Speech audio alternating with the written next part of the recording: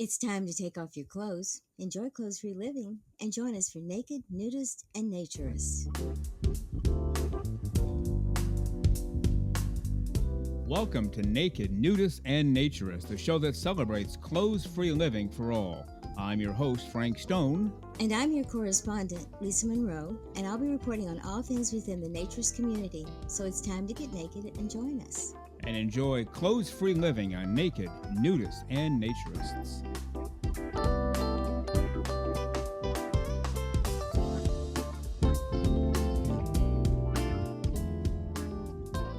Well, greetings and welcome into Naked, Nudists, and Naturists, episode 63 today.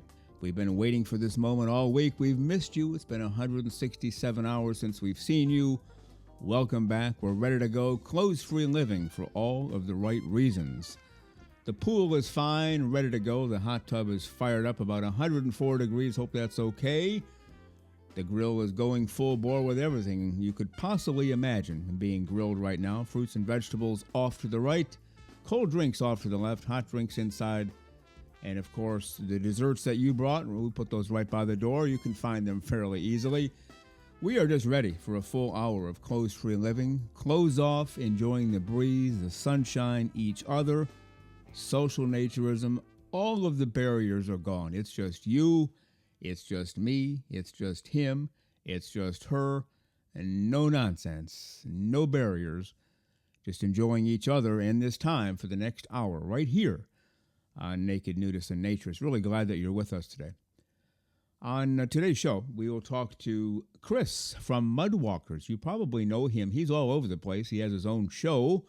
He does a podcast show. He does something on Vimeo, something on YouTube. He's all over the place. Plus, he does a lot of work for Clothes Free International with Corky Stanton. He's one of their nude reporters. So Chris, Mudwalkers, we'll talk to him for a brief interview up front on today's show. Now, of course, Lisa Monroe will be here. We'll talk about a few different items going on in the world, including a follow-up announcement on our YouTube channel. We are going to put full shows up there. We've been doing previews every Wednesday morning. Those will continue. Every Wednesday morning, 6 o'clock a.m. Eastern Time, you can fire up YouTube, and there we are. A short little snippet telling you what's coming up on that particular Saturday show. But now we're going to put the full episodes on there, and we'll talk a little bit more about that when Lisa Monroe comes in. Our special guest today and next week is KEIGHT LEIGN. You might know that name from seeing her with Tim Chismar on his show Naked and Not Afraid. She's the co-host. And she's fully nude the entire time on every episode, as is Tim, and well, basically as is everybody else who goes on that show. She's an actress in her own right. She's been on Easy Abby. She's been on some other TV shows. She's been in numerous plays, got her master's degree from DePaul University in fine arts. They call it an MFA. Very talented woman in the field of acting. And by the way, she is not a naturist, but she also has no problem being nude. We'll talk about that during my interview today, part one with KEIGHT LEIGN, and then part two on next week's show. Appreciate your support here and being with us every single week. As I mentioned, this is episode 63. Our first show was Saturday, July 1st, 2023, and since then we've been here every single Saturday. Since then, we even did one a couple days before Christmas, a couple days before New Year's, and 2 days after the American Thanksgiving in 2023. So we're not taking any time off. We're here for you. And we do get questions about that almost every week through email or direct messages. How do you guys do it? Well, it's very simple. It's how you do everything in life. You commit to it. You set the schedule aside. You make it a priority, and you do it. And all ends well. We are the official podcast of the American Association for Nude Recreation. Go to AANR.com and become a member today. Naked, Nudists, and Naturists, episode 63. And now let's get to my brief interview with Chris from Mudwalkers. We are headed up a little bit to the state of Louisiana. We're going to talk to Chris today. You might have seen him. He goes by the name Chris. He also has a show called Mudwalkers. It's all over the place. Vimeo, YouTube. He has a big presence on Twitter and Instagram and some other places.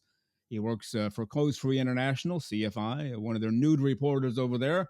Let's bring him to the show this morning from Louisiana. Chris, good morning, Chris. How are you today, sir? I'm doing excellent, Frank. It's good to see you.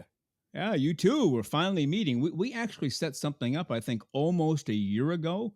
Never came to fruition. Thank goodness we're finally here. How about that?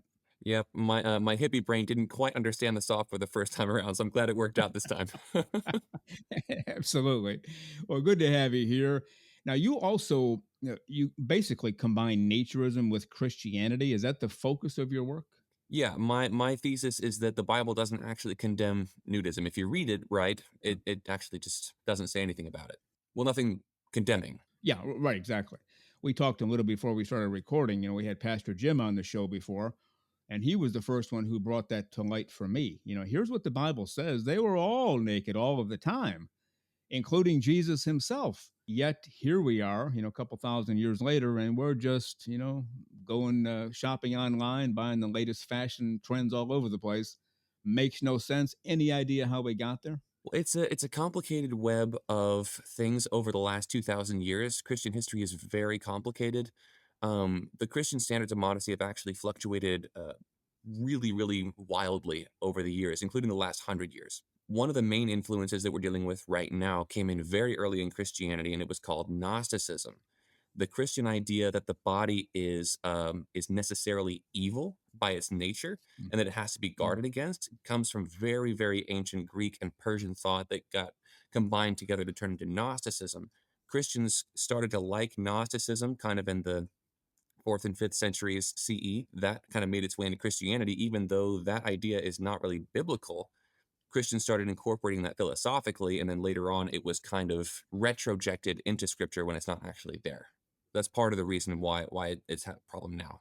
Okay. And then part of the beginning of the story was they started to go to other climates where it was a little cooler and they needed something to cover up. Otherwise, they'd freeze to death. So we understand that. But it seems that without question, as a society, we've gotten totally away from it now. Not just when we're cold or uncomfortable.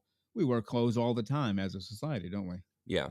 And I've said on the channel before that one of the fascinating things about clothes and culture is that people tend to dress practically for their climates. And then when they try to project that culture into another climate, they bring the same thing with them. It's very Yeah. interesting that Europe is very cold and they wore multiple layers, long sleeves, shoes, and hats. And then when they got to America where it was hot, what did they wear? Multiple layers, long sleeves, long pants, and hats. it's Yeah. it's taken us 300 years, 400 years or so to get to where Yeah. we are now. And when they got here, they were shocked that the natives walked around shirtless. Yeah, because it's Yeah. hot. Yeah. Yeah. especially down south in the summer, right? Absolutely. Yeah, it's kind of crazy how we've talked about this on the show before. You've talked about it on your shows before. It's absolutely ludicrous. People are convinced you better put something on, or people are going to think you're a loose person out for all the wrong reasons. We talk clothes for a living for all the right reasons. People assume, oh, you're naked, or a guy, you have your shirt off. Well, we know what you're up to, pal. Yeah. Not true at all, is it? Not true. No, it's not. And it's not even true of Yeah, women. I talk to women all the time here in Louisiana, even Christian conservative women, who say, yeah, "Man, it's so hot out. I really wish I could just take my shirt off like you do." And I keep yeah, telling them, "Well, that is starting to become a thing in our country. There are multiple cities now where it's legal to be top free. And that's yeah. coming. Let's fight for it together." Obviously, I've never been a woman. I will never be a woman. I can't imagine being a woman, 100 degrees outside, walking down the street with, my boyfriend or husband. He has his shirt off, and I have a shirt on because I'm not allowed to take it off. And a bra. Well, yeah. You talk about the epitome of unfairness. That's basically it, isn't it? Yeah, it absolutely is. Especially since like we were talking about my big thesis is the Bible. People love to talk about, the breasts and all that stuff for women. Oh, it's so different. Okay, well, how come the Bible doesn't make it different then? The Bible doesn't give Yeah. different rules for what to cover for men and women. So I don't understand where this idea comes from. Yeah. Well, neither do I, and neither do a lot of people. People just accept it. Well, I'm supposed to put on clothes because somebody told me I'm supposed to. Therefore, I've been doing it for 10, 20, 30, 80 years, depending on how old the person is. It's absolutely silly. Maybe one of these days, through the work that you're doing, Chris, and the work we're doing and others, we'll get there. We are breaking down some barriers. We're making progress, at least. We're not regressing, thank goodness. Yeah. Now, what are you doing with you had this Mudwalkers show, and we should point out, at least on Vimeo, you are 100% clothes free and in full view of the camera basically all of the time. You're not Yeah. hiding or putting a chair in front of you or anything. You're just out there, as they say. You're just out there, baby. Yeah. Any reaction to that? Or people becoming used to? Oh, there's Chris, the Mudwalkers show. He's fully nude. Great. Let's hear what he has to say. Or are they still making comments along the other way? It's funny that you bring that up because there's a couple people I used to go to church with who have talked to me about it recently, and they said, "We didn't know you had a Vimeo channel, and we were on Vimeo for other reasons, and we came across you, and we were like, oh, hey, we know this guy. Holy Mm. heavens, and the man is naked." I encourage textiles to go to YouTube because they make me censor anyway. I'm all covered up with Yeah, like symbols and yeah, censor bars over there. But yeah, on Vimeo, I'm completely nude.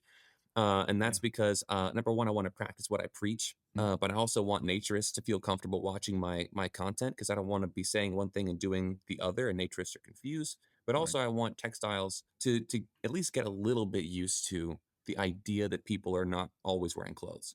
Yeah, and that makes sense. Now, you also, it says on your page, you have a Rumble page. Any major differences between a Rumble and Vimeo? Rumble is a wild card. I went over there out of desperation because YouTube started getting more serious about censoring naturists. I actually don't even Yeah. have all my videos over there yet. It's just kind of a Okay. backup right now, just in case. Okay. Rumble's been really ambiguous about their nudity policy, and Okay. I just haven't hashed that out enough. They're so new. Nobody really knows, I think, how they're going to react to naturist content. I don't think they've even really detected me yet. So we'll see. Okay. But without question, YouTube will not allow you to be fully frontally nude. Is that correct? No, not anymore. It's not a violation Yeah. of community guidelines. It's explicit in the community guidelines that you can be nude in an educational context. And I'm educating people on how to be used to the naked form. So I am Yeah. actually in an educational context, but they actually deleted my channel without notice and without warning last year. Yeah, because of some kind of Oh. nudity policy. But then I pointed it out to YouTube directly via Twitter. At the time, it's X now, but I pointed it out to them on Mhm. X that this isn't actually a violation. They said, "Oh, our bad," and they set it right back up because I was right. But Wow. now they'll still delete my videos if it has any, quote unquote nudity in it. Nudity is just the human Oh. form, so they're just censoring humanity, Yeah. which is mind-boggling, but it is what it is. Wow. I've never heard of anybody say they took my channel down and they put it back up after they realized they were wrong. You might be the only one who can say that story, right? I'm the only naturist I know of for sure. I don't know of anybody else who's had it deleted and reinstated. I'm not sure that's ever happened before either. It probably has, but I don't know. Well, you have a big presence on Twitter. I still call it Twitter. So what the heck? X, Twitter, whatever. I call it Twitter. Let's move along. You have a big presence on YouTube and Vimeo and Rumble and Instagram. And how can people find you? What's the best way if they want to go to one of those platforms? How can they find you? I am most active on Twitter in terms of social media. The runner up to that is Instagram. I'm almost never on Facebook. I do have some Facebook pages, but Okay. I'm almost never on there. That's usually just what I use to get in touch with people for in-person events. I'll use that to reach out to World Naked Bike Rides and stuff like that if I'm going to go to one of those. But then if you want to get into my content, YouTube is great. That's where my content shows up the most. If you want uncensored content, I also have a Vimeo page. And I also have Patreon if anyone wants to support me directly. I have a lot of content on Patreon that's Patreon exclusive that you'll only see if you Oh, sign up on Patreon. Now, it's okay. just regular stuff, but it's not really relevant to like the main thrust of the channel, so to speak. The main thrust of the channel is really the Bible and naturism and a little bit of rewilding, which is just, Right. hippie in the woods stuff, fire making and Yeah. whatnot. But if you want the extra content, it's stuff like cooking videos, vlogs, travel content, stuff like that. So nothing crazy, just not really relevant to Mudwalkers. Okay. And you're also doing work, as we mentioned, for Clothes Free International with Corky Stanton, right? Yeah, really fun. Yeah. Yeah. I saw one fairly recently. And well, I've seen them all. I've seen everything you put out there, and you just did a great job. You made up verses of the Bible. You totally created them from scratch to be silly, to point out how silly people are when they just, well, what the heck? I can't be naked because the Bible says I can't. And you pointed out, no, it really does not say that. And you were very clever how you did that. You did a great job. You made And up bogus Bible verses. right, what was that? Like Isaiah 89 or something that doesn't exist at all. Something like that, yeah. And the point of that is that the verses that they need, if the Bible did say that it was like a sin or something to be naked in front of other people with other people socially, naturism, in other words, if there was a verse like that, it doesn't exist. The verses are just not in there. So if you're going to have a verse like that, you kind of have to make one up. Yeah, yeah. And you did it very well. Last question for you, Chris.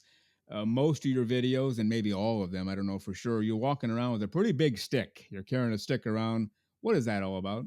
That's a callback to my Instagram days. Mudwalkers started as an Instagram page, and there was a point at which I was going a lot out to a spot called the Comite River here locally.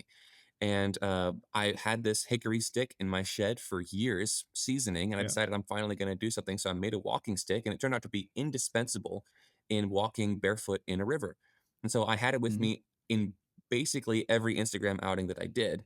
And then when I started doing YouTube, I thought, oh, I'm going to bring my Mudwalkers stick with me. It's kind of part of my Mudwalkers, thing now. So there it is. It also gives me something to do with my hands while I'm talking. So it's a little bit Yeah. of a thing for me with focus, I guess. And if anybody knows the Bible verse, it does not turn into a snake. Can we be reasonably guaranteed of that, or is that Reasonably okay? guaranteed. According to the Bible, it's happened a couple of times, so I guess it's like a mostly guaranteed, but yeah, I don't think my stick's doing anything like that. Okay, well, if it does, let us know. We'll get you back on and talk all about that. How's that for a deal? Yeah, sounds good to me. All right, we've been talking to Chris from Louisiana. You can find him Mudwalkers. He's all over the place. We already mentioned Patreon, YouTube, Vimeo, Rumble, Instagram, Twitter, as we like to call it. And is that the best way they can find one of those platforms and look you up? How do they look you up? Do they type in Chris? Do they type in Mudwalkers? What do they do? On YouTube and Vimeo, you can type in Mudwalkers. If you're going on Twitter, it's Chris aka Mudwalkers. But if you use the my handle, which I think is Walker_Mud, you'll find me that way. I'm sure we can get the actual handle in here somehow because I get the Instagram and Twitter ones mixed up. But yeah, something like that. Okay, look for Chris, look for Mudwalkers. Eventually they'll find you. That's probably the way to go, right? And if they can just find me on YouTube, all my social media are on my link tree, which is in the description of every one of my videos. Perfect. That's the way to do it. Well, Chris, been great to talk to you. Keep up the great work you're doing on your own, Christianity/Naturism, also with CFI, and go out there and have a terrific clothes-free day. We'll talk again soon. Thanks. Good talking to you, Frank. You bet. Thank you.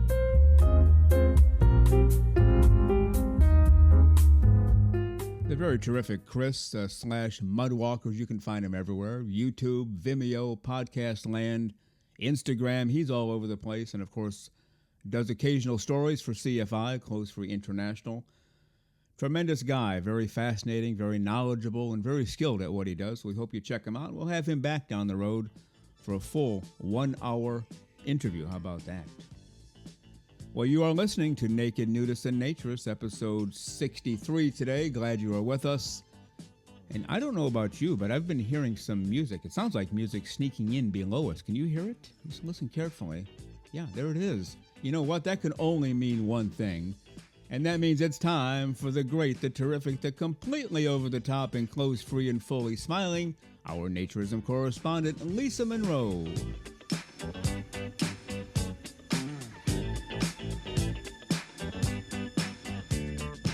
And here she is, the one and only, the completely clothes-free, completely smiling, and until about 5 seconds ago, completely dancing. Let's welcome Lisa Monroe, our naturism correspondent. Good morning, Lisa. How are you today? Good morning, but I'm worn out. It's a long way from the door to this chair. I've said this before. I think we should videotape you dancing Oh, please and don't. just post it on Twitter. Well, you imagine the Please hits don't. we'll get billions of followers like overnight. We will Please double and don't. triple our following. And my ballet teacher from first grade would probably be very angry if you did that. Well, we don't care about her. And maybe she needs to become a naturist and get rid of some of that stress that she has pent Quite up. possibly. You never know. Okay. Well, we have a special announcement today. On last week's show, we talked about posting full episodes on YouTube. We're going to do that starting tomorrow, September 8th on Sunday, tomorrow morning, Sunday morning. And we'll just post a few a day for the next several days until we get caught up to, well, this is episode 63, but by the time we get caught up, it'll be 64, 65, 66. We'll just keep posting a few a day for a while until we get caught up. And then it'll be one a week. We'll just keep posting like we do our audio podcast. How's that sound? Sounds fabulous to me. I think it's going to be wonderful. Right. I'm hoping we can reach some people that don't neither know about naturism, but kind of think they might be, or people who are unaware of the community, or people who just haven't gotten to Twitter or Spotify or anything. So I think it's fabulous. Yeah. A lot of times on podcasts, you have to know what you're looking for. Hmm. Like to find us on a podcast, you'd have to type in naked or nudist or naturist. Otherwise, if you type in baseball, you're not going to find us. No. Well, on YouTube, you just might, because we might have talked about baseball on a show and somehow Hmm. YouTube picks that up and, it might be the 55th option, but naked nudist and naturist, we talked about baseball one day. Well, there we are. Hmm. And then somebody discovers it and says, what a bunch of nut. Well, wait a minute. Actually, this sounds pretty good. Hey, honey, why don't we try that this weekend? And then we have more people relaxed and enjoying clothes free living for all the right reasons. How about that? And that's the idea. And the Yeah. idea is to bring them into the community, into the American Association of Nude Recreation, into British Naturism, into the Canadian group. I mean, all these people around the world need to know these organizations exist so that they can find out the information and become part of this community and enjoy themselves. That's right. So tomorrow, September 8th, we'll start dropping full show episodes on YouTube, complete with graphics, by the way. It's kind of exciting. We're excited about it. As I said, just when we had literally no more time in our schedules and no room to do anything else, we added this to our plate, which is not Mhm. quick and easy. This is not a quick, yeah, let's post a full show. I got 5 minutes to spare. Oh, no, there's a lot more involved than that. But here we are, just banging them out. How about that? Yeah, I think it's pretty wonderful. And I've always been told that the busier you are, the more you can do. That's it. And because if you put things aside and you don't do them, you get lazy and complacent. And so I don't think that we're going to qualify for lazy and complacent anytime soon. Right. No. but but this is, I think, a really great thing, and I'm really glad that we're doing it. Yeah, I had a boss once tell me when I was substantially younger. I wasn't a boss yet, but he said, if you ever, become the boss, if you have something that needs to get done, give it to a busy person. I said, well, why would I do that? The person's busy. He goes, that's exactly it. They're used to being busy. They'll love the additional work. You give it to somebody with nothing to do, they kind of prefer doing nothing. So don't give it to them. It'll never get done. So I guess we're the busy people getting things done. How about that? Well, I guess that's the best way I know to classify us. So might as well. All right, I wanted to briefly discuss an article today. We found it on the Anner West. You can find them at aanrwest.org, written by Gary Holden, released in October of 23. But I just saw this on Twitter recently. In fact, I think we reposted it on our Twitter page. But the title is A Guide to Exploring the World of Social Nudity for the Nude Curious. And basically, it's geared at people who have not tried it before, but some reminders in there for people who have. We're just going to address three topics. It's a long article. We encourage people to read it. What is social nudity? In your words, Lisa Monroe, or the words from this article, what is social nudity? Social nudity to me is well, I guess it could have a lot of connotations. To me, it is social naturism. It is, being free to, meet with people, to be clothes free, to enjoy nature, to enjoy the environment, to enjoy the community of other people. I look at it as that congregation of like minded people who are there for one reason, and that's to enjoy the freedom that they get from being clothes free. I'm sure that there are other people who may look at social nudity as different, may have other connotations to it, but not that's not mine and never has been. No, and I've mentioned this on the show before too. I've never seen an angry, naked person. You get people in a social naturism situation, something goes amiss. They go to the cooler to find out all of the iced teas are gone.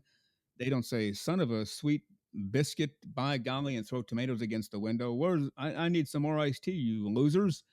They just say, oh, I guess the tea's gone. I'll have a water. Textile people, I have seen that a lot. Hey, who drank Yeah. all the tea? I brought 6 teas for myself and they're all gone. They get mad. I've never seen a naturist, nudist, clothes free person get mad. Have you? No, no, I haven't, and Yeah. and it's probably comes down to the fact that you're just stripped away of everything that you could get rattled about. You're finally just down to the basics of human interaction, and I just don't think that there's a way that you could get angry with each other. Now, I guess it can happen, but no, I've never seen it. Yeah, I just haven't seen it.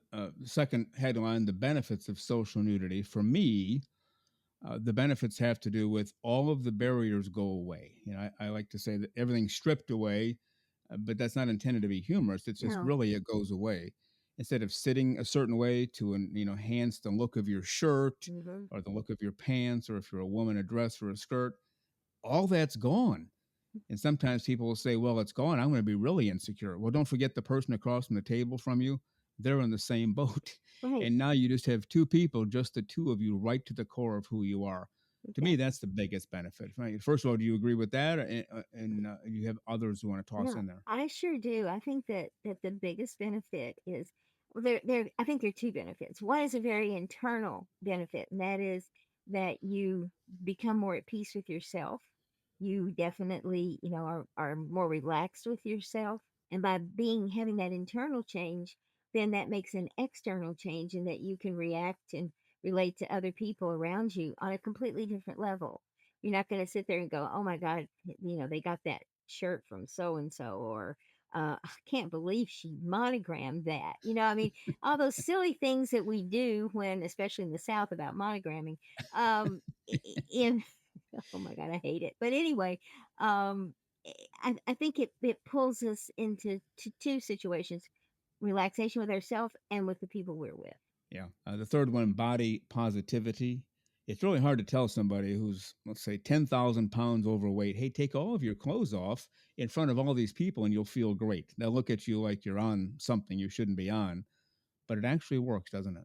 It really does, and I think it does. It's not someone who maybe has a few more pounds on, but the people who are extremely thin are also very body conscious, and Right. so if you, because then you're going to set up a whole nother set of questions for people, and so I think that if we just forget that what people look like and start thinking about who they are inside, and I think that's what naturism does, because eventually you're not categorizing people in that way, and their body shapes just go away after a while. You don't pay any attention to it. It's the personality, it's the engaging conversation, it's the fun. Those things become important. That's right. And this is from an article again from Anna West. Anna West posted it. Looks like October of 23 by Gary Holden. Cindy is the president out there at Anna West. She's also one of the partners at the Shangri-La Ranch in Arizona. And Lisa Monroe, any final words? It does talk about freedom and liberation. It's a big article. We encourage people to read it. One of the things I enjoy the most is just going outside by the pool on a chair under the sun, iced tea, and just soaking in the sun. You talk about freedom and liberation. I feel I can tackle the whole world after 5 minutes of doing that. How about you? I love that. That to me, I don't have to be in a room full or a beach full of naturists to be happy, to enjoy myself, to enjoy this attitude. And so pool, iced tea, sunshine, I'm there. Just, That's it. give me a good book or good music, or put a little jazz on. I'm a happy camper. All right. With that, we have to head for the hills today. Again, check it out. Anna West, written by Gary Holden. And Lisa Monroe, do you promise to stay extra beyond belief clothes free during this next week? I most certainly do, if you also agree. All right. I think we have an agreement. We don't Okay. even need to put that in writing. We No, trust each no. other. You'll do it. I'll do it. And life will be great. How about that? That'll be fine. Fine. All right. Our naturism correspondent, Lisa Monroe. Lisa, go have a clothes free week. We'll see you next time. You too, Frank. Take care. Bye. You too. Bye.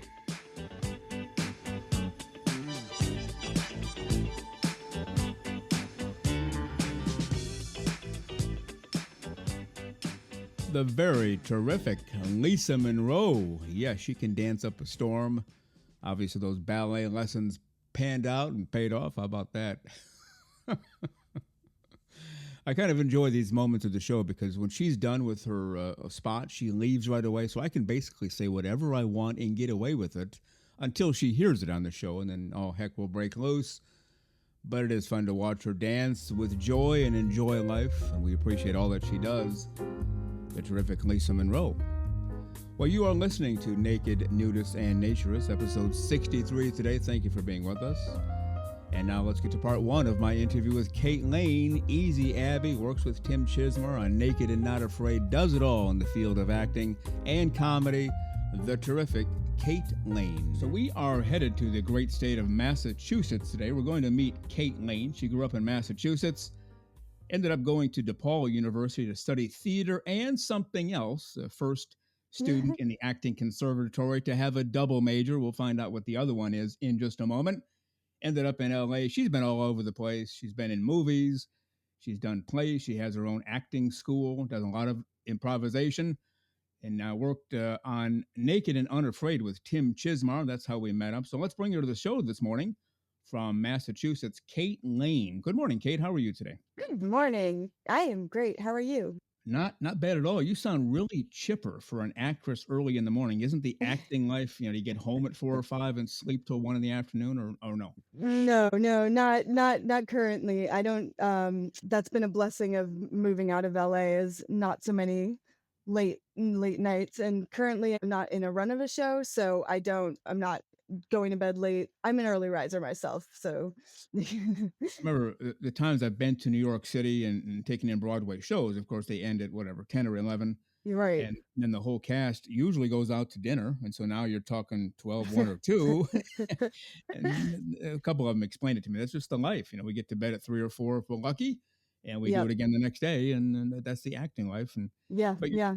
you're sounding alive and chipper and bright and ready to go this morning, so that's a good deal. I love the mornings. It's my peace. Well, we first met up with you, and we're talking to Tim Chismar, and he had sent me the entire first season of Naked and Unafraid. I thought, okay, I'll watch this because he was going to be on the show as well as one of the guests from one of the shows, and I want to get a little background. Well, then you popped up out of nowhere, and just so our audience knows, you were basically the co-host. You came out and you told jokes and funny lines and little quips here and there, introduced the acts, interviewed people, interacted with Tim a lot. 5 shows, and I can't say that you were 100% naked because you did have socks on. Yes, we noticed those. How was I not? I needed to slide around on the ground, and my feet were just cold. But other than socks, Yeah. 100% naked. So let's just start with that. What is that like? You're coming out on stage, you're naked as a jaybird. We'll let the socks go. We'll just pretend they weren't there. You're naked as a jaybird. You're on stage. You have an audience, and I think most of the audience was nude as well. Yeah, Yeah, what's that whole experience like? Oh, well, I mean, the thing that was most terrifying, and I'm somebody that no matter how many times I've done it, performed, which is like now I've been performing since I was 8. Like it's still walking through fire for me. Like I get so nervous for everything. So there's always that. It's just my baseline. Like I'm about to go on stage and I'm like about to puke kind of person. But Tim was like, Mm, let's have you co-host. Great idea. yeah.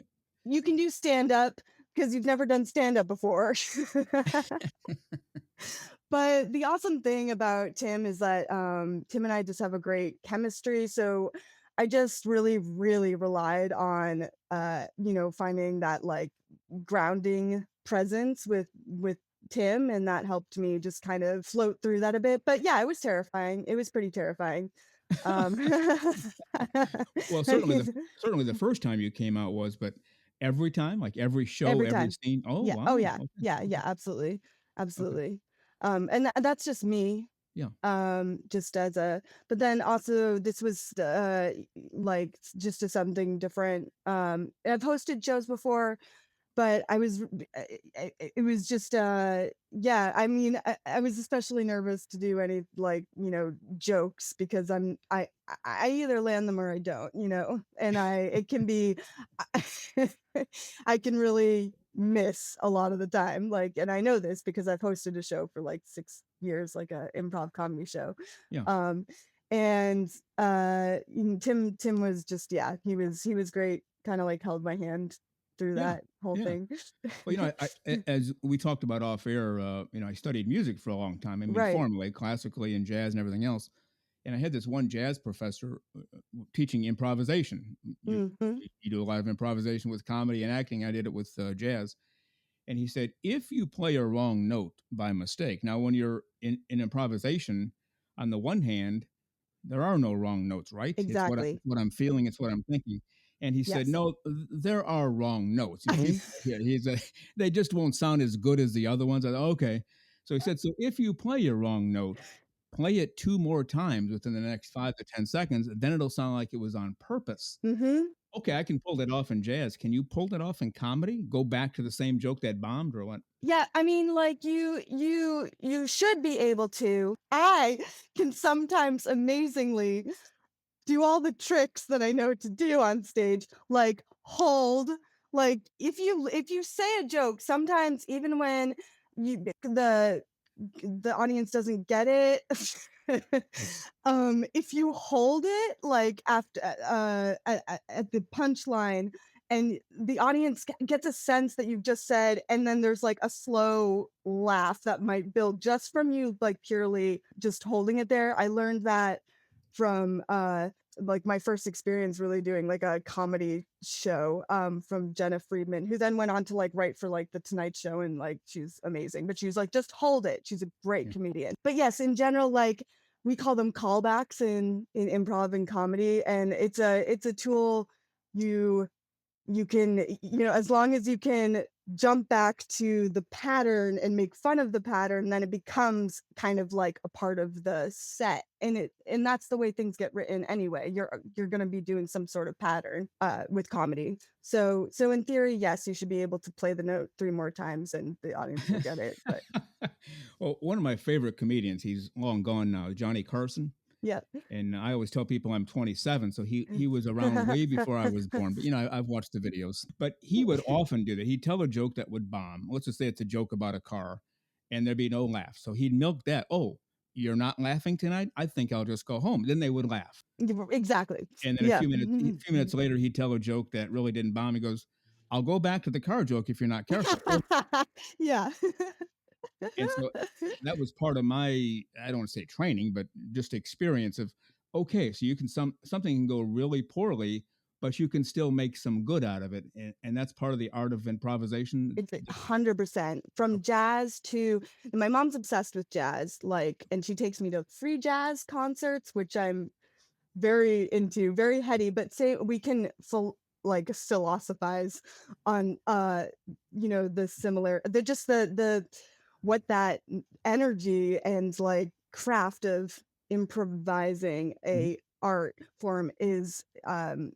Like we both have a huge passion for it, and yes, basically what makes me so thrilled about the art of improvisation is the the live wire of it, and the necessity to integrate whatever happens into the art. So bad or good, you've got to use it. Like you have to. I mean, Yeah. you should. Everything is an opportunity, and really you just like bad and good really has to like be thrown out the window because you need to incorporate everything in some sort of way. Well, you're talking about being a little nervous before you come on stage or jittery butterflies, whatever you call it. I've always had that as well. And people have told me, I hope you're a little bit jittery before you go on stage. If you're calm as and cool as can be, you might not be ready for the big show.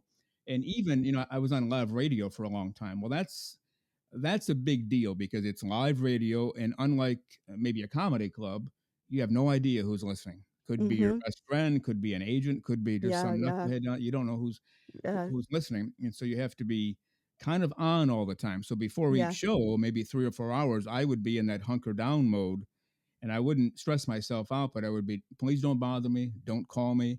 I'm zoning in Yep. because that show came on at 11 o'clock a.m. on the radio, and I thought in my head, this is how I approach things. Tell me if you agree with this or if this is what you do. Everything I do, whatever I think, whatever I eat or drink, it's all geared toward 11 o'clock, baby. The curtain's opening, the spotlight's going to be on my face, figuratively speaking. And I'd better be really good at that moment, or I might not be around much longer. Do you think of that too? Like, okay, the show starts at 8 o'clock. I'm coming out and I'm ready to go. Like 100%. 100%. Yeah. I mean, when I'm in show mode, it will take, no matter what time it's at, it takes over my entire day.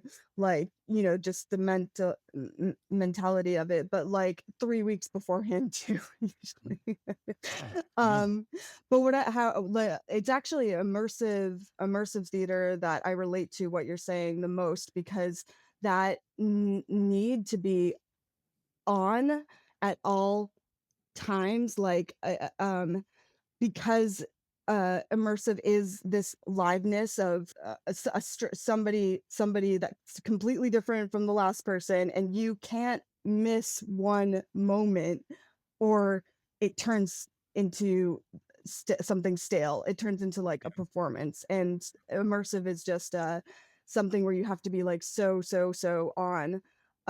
It definitely, when I think about, oh, the shows that make me seriously mentally have to prepare for like months beforehand, that would be, yeah, the shows that really kick that into gear. Yeah, that's a good way to go through life, even if it's a prepared show that you've done 1,000 times. Well, 1,001, you'd better be ready to go. It's even more so the reason, for instance, like this show Apartment 8, which was like kind of like an underground hit in LA, of immersive, and it was like the first one-on-one show, and I was naked in that. Actually, that's where Tim met me. I totally forgot about that. Oh, okay. Yeah.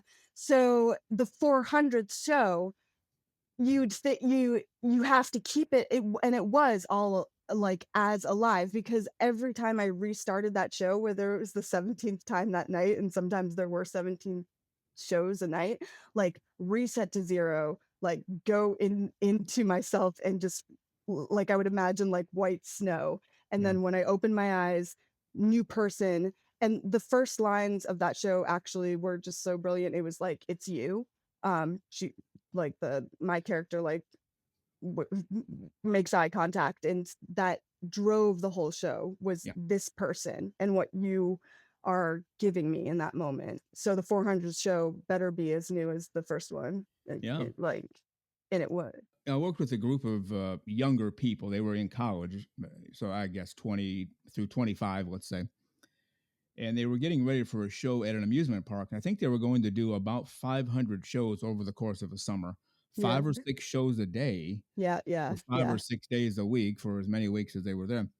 And they were asking me for some tips. And the first one I gave them, I said, every time you do the show, first of all, the first several shows, you'll be excited and pumped up, and yeah, this is cool, and we're singing and dancing, and the hair and the dress and everything's flying around, and well, yes, but there will come a point where it's going to start to get old. You'll come Yeah, in and you'll be, oh, I'm really tired today. Do I have? Yeah, you have to do it. And the most important thing I told them to remember: whoever is in the audience that day, that'll be their first time ever seeing this. So yep, if you tank it a little bit, they'll leave, well, that wasn't very good. I don't know why I even wasted my time. And you have to avoid that somehow, some way. Fight through, because it will happen. And I want to get your thoughts on this too. Anything you do, any show that's dragged out a bit, and 500 shows or whatever, there will come a point. I don't know if I can do this anymore. Do I have to do this? Do I? Yes, you do. Absolutely. And it better be just as good and fresh as the first time. Is that something you adopt as well? And oh, absolutely, like, absolutely.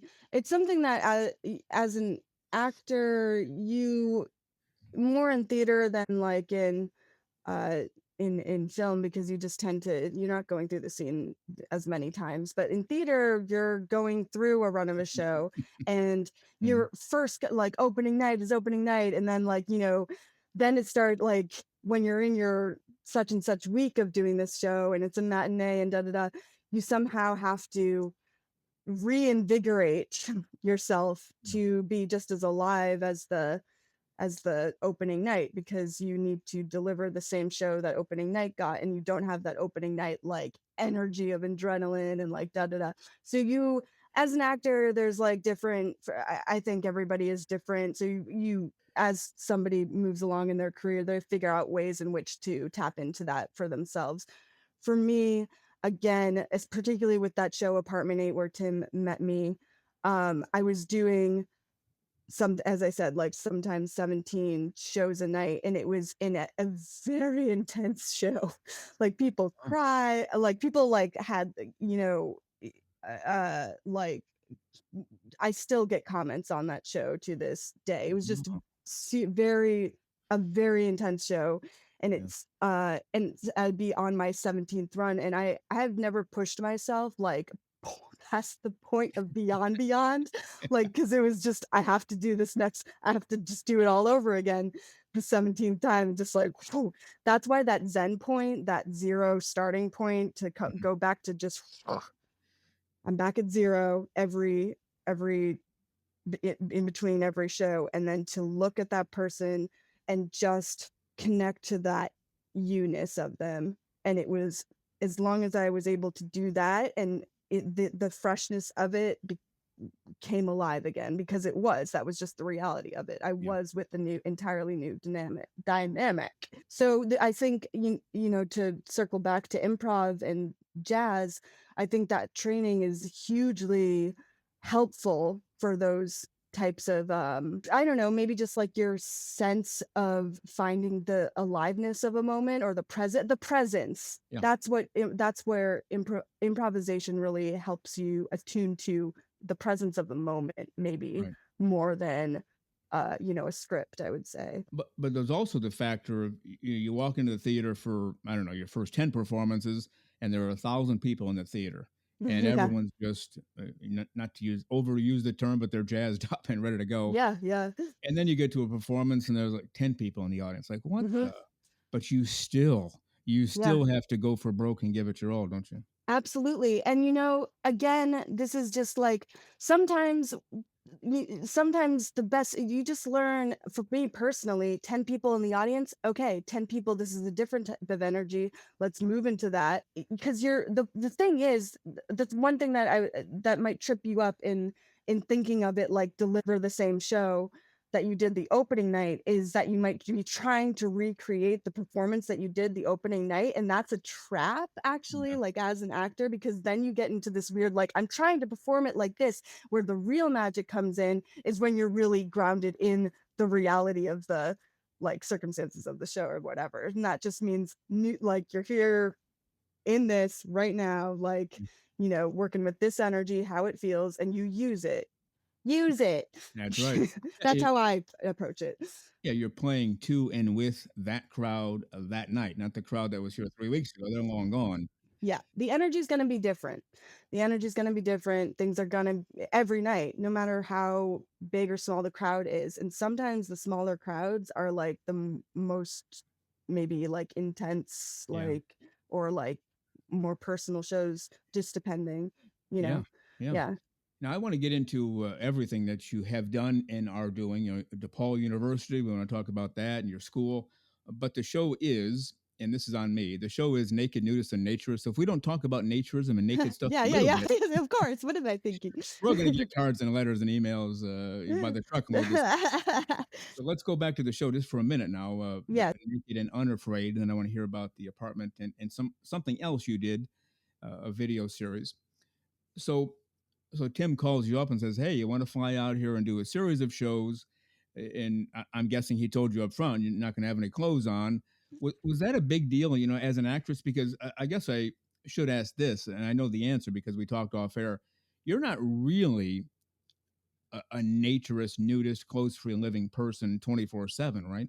No, no. Yeah, Um, you know, it's like, I'm not uncomfortable, or, and I definitely support. And as Tim was explaining, I didn't really know much about, you know, the kind of the movement of it, or the community, until that Tim did call me up. I don't think in that first phone call, quite honestly, and he might forget this, but quite honestly, I do remember that phone call, and I remember him saying nothing about having clothes off. I think he might have forgotten, like, just because he thought like, it's something so obvious to say, or like, I'm not sure. But he, like, as we were like figuring out the details of me, and I was like, I'm gonna go yeah, for it. It's like, but no, yes. Does that make sense? Like, I'm yeah. not. Yeah.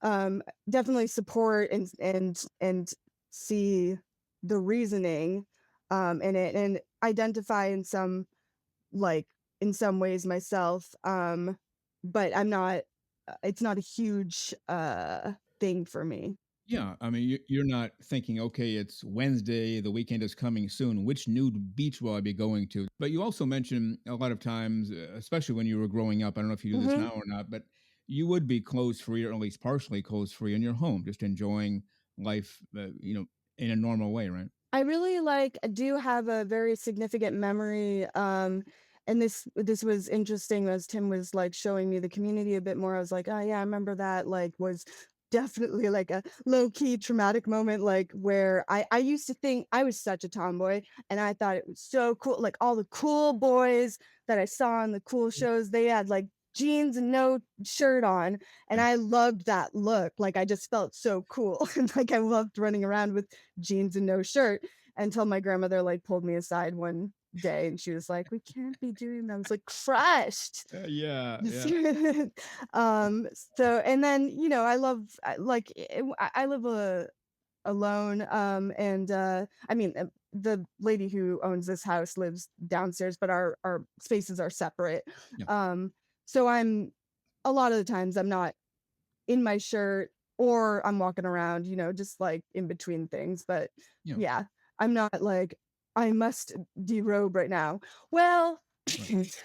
That's happened on occasion, but like not a consistent thing. Yeah, no, I understand. And to true naturists, true nudists, it's not a sexualized thing at all. It's just Oh no, no, no. I don't like Yeah. to have clothes on, that type of. And when they do walk in their door, they shut the door, clothes come off, and they're not going back on until we have to go back outside. In general, now that's probably an overstatement, but for the most part, Yeah, that's it. yeah. But that's not how you live. Yet Tim called you, and at some point, the 10th, the 50th phone call said, "Oh, by the way, now that you've said yes and signed the contract, you got to be naked for the whole thing." I'm He kidding, Tim. This is definitely booked listen. that ticket right after the phone call. I'm like, but I was on a train on the way to New York, so it might have been I was like, having this phone. I don't know, maybe I missed it, but I think he was assuming because I don't know, but I don't think he mentioned it, and that's not at all like any. It was just a funny thing. I was committed Yeah, regardless, and no, then that's honestly, the whole thing, I was more worried about the stand-up part of it. sure. Always. Yeah. Well, I'm thinking, myself as a naturist, if somebody says, "Oh, I want you to do this," and it's happened before, and you'll have to have your clothes off for it. Okay, when do we start? No big deal. Let's do it. You're not in that world. You're not of that mindset. So, what is that like for you? Okay, show's about to begin. I have clothes on. Apparently, they'll all have to come off except the socks. Any other than getting nervous about the comedy, is there anything that you or anybody in that area would go through? It is nerve-wracking. I'm trying to channel back to exactly what I was feeling. There is that initial, and I remember this with Apartment 8 too, just like, that initial okay, well, this is the first time you're seeing me naked, like, hello. Um, uh, until you get a bit more like just whatever. It takes a minute, or an hour or something, like, just to like kind of get comfortable. Yeah, Just to change over. I was like, and as a female, I'm just like trying to go back to that first like day. I was like nervous because there was like really two especially gorgeous girls that I was like, you're gonna like worry, like, am I like did I like um as whatever as them like that? I don't want I know that, and that's all just like silly things that you find yourself well, sure. doing, and then you just ease into it. It gets easier, like. Yeah, But yeah, there were those nerves, there were those thoughts, there was self-consciousness. okay. You can't say that I didn't have those insecurities or nerves beforehand, but it was pretty easy to like kind of just like to get comfortable quickly. In that particular setting, it's not as though we got 500 people all with their clothes on in the audience, and Kate's walking out naked. Pretty much everybody was clothes free, right? Or am I Yeah, wrong? yeah, and that made it a lot again, that made the ease of like, oh, getting comfortable more quickly was just that everybody was. The crew wasn't, if I remember, but like I didn't really know them anyway, so like, and they didn't do a lot of talking, so that was fine. It was mainly Tim. Yeah, um and that was really cool because just it was just fun and a really cool experience to have. Yeah, for yeah. sure. Well, I'm thinking. I mentioned Johnny Carson, another reasonably famous comedian. He's also long gone. Rodney Dangerfield. And of course, he would come out, this wild colored coat and a tie, and he'd always be pulling on his tie, adjusting his tie, going back. I got to tell you, and he always fiddling with his clothes. And Carson too, he'd put his hands in his pocket, he'd mess with his tie, he'd adjust his sleeves. Well, when you're naked, you don't have those options. So Mm-hmm. when a joke goes a little bit not quite so well, what do? You have nothing, no clothes to juggle around. You just kind of, I hope I get through the moment type thing. In general, clothes on or clothes off, I have the same absolute non-understanding of where my limbs are in space. Like my hands are like I just and people are like so I do as you mention it I do remember a constant thing that they had to stop for me was that I had the mic whether a joke was happening it didn't matter what like my hands were always like Oh, yes. like so I don't remember feeling like oh no, what do I do with my hands? My hand, it was pretty much the same kind of chaos that I have with clothes on, Okay. that I had clothes off. But I do understand like the oh no pockets to put in there. Yeah. But you shouldn't be putting your hands in pocket. Maybe that's something I've also learned just like through Yeah. like uh, auditioning and doing stuff. Like you shouldn't be that habit's maybe gotten trained out of me. Well, that's good. But the flailing hasn't. Yeah. Well, that's just part of you and part of who you are. That's no big deal. Yeah. Yeah, well, you tell the crew that. That's right. They were like, put the mic up to your mouth. I was like, so sorry. It's like like a serious a squirrel. Like I just once I'm like, I'm so sorry. And blah blah blah. Like Yeah, exactly. Well, I noticed, watching, I think there were 5 episodes, you seemed 100% totally comfortable. I didn't pick up anything that, oh boy, I have no clothes on. I don't know how this is going to go. You were just, one of the people, and you were stepping over chairs, and you were engaging in watching some of the skits and kind of some wild acts there, some unusual acts for sure. And you just rolled with the punches. It wasn't even a big deal. So maybe you're more of a naturist than you think. What about that? I think that there's some truth to that, for sure. I definitely again I vibe with the concept, and once I'm comfortable, it's comfortable. I'm not a super label person, Yeah. as it is, but I wouldn't say I'm not. No, that makes sense. You know what I mean? I want to get into the East Abbey, I think it's called. Is that the name of the show you were in? Easy, Abby. Easy. I knew I'd blow it one way or the other because I've blown it before. Easy Abbey, and also The Apartment. But before we do, let's talk about some other things. We're talking to KEIGHT LEIGN this morning from Massachusetts, an actress, comedian, does a lot of improv, runs her own school for acting and playwriting, and just about everything else that has to do with acting. KEIGHT LEIGN is involved. And Kate, before we continue on, how can our listeners find out more about you? Head to your website, social media, whatever you want to put out there. How can they find you and find out more about you? Across all the social media platforms, I'm at Give Me a Dragon. Okay. And you can find me there. And then also my new immersive company, and what will be also a school is Theater of Magic, and that's just theaterofmagic.com. But theater is spelled the British way, so R-E instead of E-R, and then magic is spelled the like occultist way, which is C-K instead of C. So theaterofmagic.com, and you can see what I'm up to through there.